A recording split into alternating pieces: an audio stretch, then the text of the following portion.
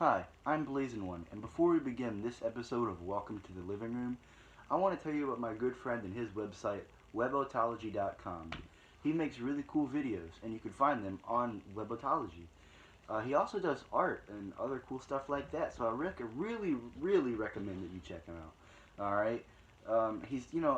Like myself, I want him to get places. And he's a really good friend of mine. I've been friends with him for years. We've made videos together. You can see him in some of the videos on my channel, such as New vs. Retro Gamer, the series, and the gunfight video. He's a really great friend of mine. You need to check him out. He makes really good videos and art. He does all kinds of stuff. Animations, reviews, documentaries, really good documentaries. Just please check him out. He's really awesome. Like I said, you could find him at webotology.com. It'll be right here in the corner. The link will be in the description. And thank you for watching this episode of Welcome to the Living Room. What is going on, everybody? I'm the Blazeinone, and welcome to the Living Room. This is episode 2 of an ongoing series. And this episode, I'm going to be looking at the NES, a console made by Nintendo in the 1980s. Last episode, at the very end, after playing Atari 2600 games, I was given a new game, Paperboy. Now, I was going to just review this game, right? But the Nintendo Entertainment System itself is very fascinating, and I thought, why limit it to just one game when I have a whole console to play with? Well, I got this beast hooked up, and boy does it not look snazzy. Kind of looks like a toy box with this playful door that just kind of... Anyway, as you can see, mine didn't age as well as some people's. I mean, it's got cracks here. I mean, it's kind of dusty, yellowish, pretty nasty, but it powers on, so that's all that matters. The Nintendo Entertainment System, or NES, is an 8-bit third-generation home video game console produced, released, and marketed by Nintendo. It was released in North America in 1985. In Japan, it was known as the Famicom. The controllers look like this, just a rectangle, D-pad, 2 buttons to start and select, which is actually pretty innovative for the time. Most of them comes with a game. In this particular instance, mine came with Super Mario Bros. And Duck Hunt. Now this is actually a very common game, and what I mean by this is I mean the Super Mario Bros. And Duck Hunt packed together. Now I'm pretty sure you can get Mario Bros. By itself, but not Duck Hunt. And what I mean by this is a very popular game is I have 4 of these. I mean, only 2 of them work, but I have 4 of them, and a lot of people have more than that. So my uncle had 14. But we're not going to play this right now. We're actually going to start playing Paperboy because of the cliffhanger I left in the last episode. Well, we got Paperboy in there. Let's turn it on. Of course. Sometimes you got to do a little fidgeting around. Oh, hey. Alright, it worked pretty quickly. Alright, this is Paperboy. Pretty simple. Alright, you start out on a Monday and you're going to make it through 7 days. The idea is you're on a bike throwing newspapers at either the doormat or the mailbox of the subscribers. The subscribers' houses are usually yellow, blue, or white, while non-subscribers are red houses. While you're throwing the newspapers, you have to avoid obstacles on the sidewalk and road. But it's really hard to do that when you're trying to throw newspapers at this weird angle, alright? And it's impossible. And you know what's stupid, right? You lose the subscribers in the next day if you fuck up. And it's really hard not to fuck up when there's so many things coming at you. Plus, like I said, we're at this weird angle, so it's hard to tell where you're supposed to throw the newspapers. Because sometimes you end up throwing them in through the windows, which means they'll unsubscribe. But I'll tell you what's really fucked up. If you want to get the non-subscribers to be subscribers, you gotta throw the newspapers through their windows. Why? What's the point of that? That makes no sense. It's like, oh man, I'm tired of these people breaking my windows. Guess I'll subscribe to their paper. Who's the leader of this newspaper company or whatever? J. Jonah Jameson? And I thought Spider-Man was his biggest issue.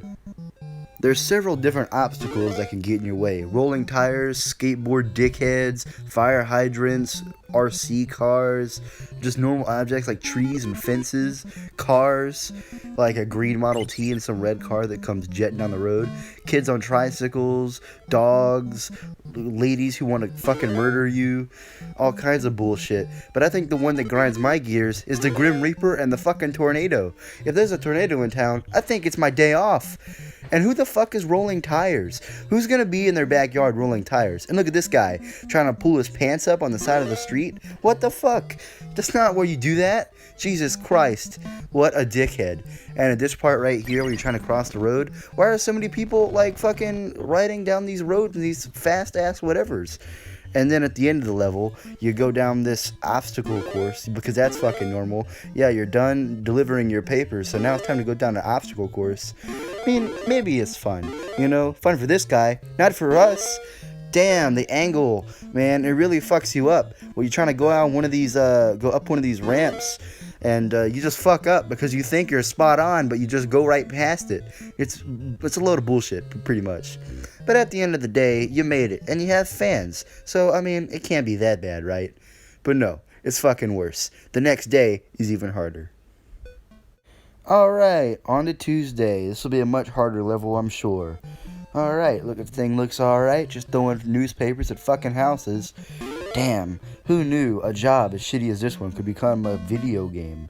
Yep, avoiding the RC car, avoiding the crazy jock statue from Home Alone, and here comes the fucking tornado. Damn! Like, I was supposed to be able to avoid a fucking tornado. Man, my boss is really grinding my ass. I like how the game decides to spawn me behind a car so I can kill myself. Dicks. Alright, avoid that. And fucking little kid on his thing, steal some newspapers, and the Grim Reaper here to kill me. I like how that skateboarding asshole just rides by like it's no big deal. Maybe he's just a cosplayer. Oh yeah, I forgot to mention, sometimes you can run out of newspapers, so you just steal other people's newspapers to throw at other houses. Oh yeah, don't forget about the jack-offs working on the sidewalk. The fuck? He's just tearing the sidewalk? The sidewalk looks fine to me. Anyway, so we're on to the next street. Oh yeah.